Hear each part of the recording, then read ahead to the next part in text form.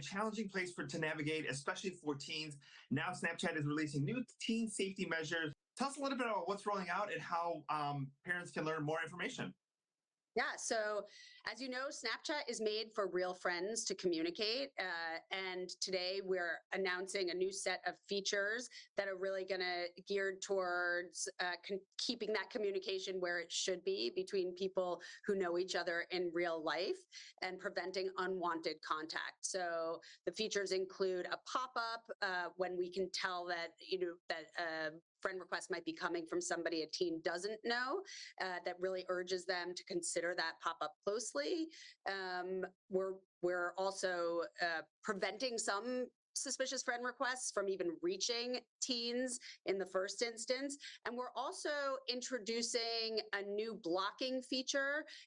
We always encourage our users to block another user when they're experiencing unwanted or unwelcome contact. And now that one block will block also any other accounts now or in the future that's associated to the account that's being blocked. So those are really, really exciting updates on our journey, which really never ends, to continuing to keep our Snapchatters, and particularly our younger Snapchatters, safe. Let's talk a little bit about maybe the difficult conversations that parents need to have with their kids or maybe with themselves, because oftentimes you see something on the news or hear about something and you think this is another community or this is someone else's kid, this isn't my own kid. And maybe just even having those preventative conversations and maybe those tough conversations, with their kids before they download the app, or talk about it as you know that the kids are using it. Yeah, so it's a really good point. Look, there's conversations that we have before we let our teens like cross the street for the first time alone, or take the bus or the subway or drive, right?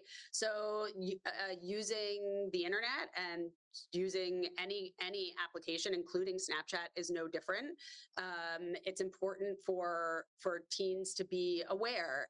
And one of the things that we've done is we rolled out about 2 years ago now, our something called that we call Family Center, which is our set of parents tools that parents can use to connect their own Snapchat account to their teen's Snapchat account.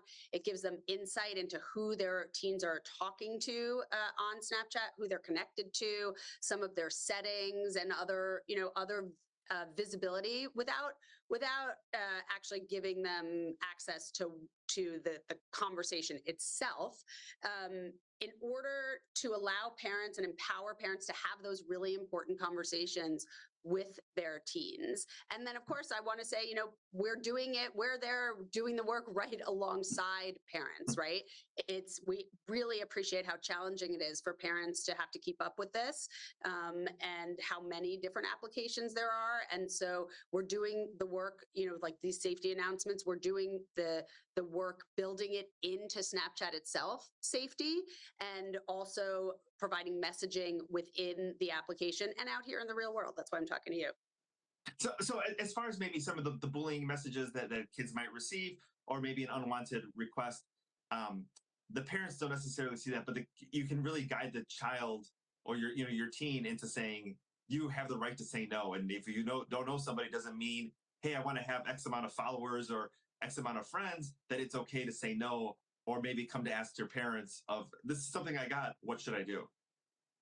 Exactly. And also, within Family Center, like I just talked about, parents can also report an account easily from within Family Center on the application.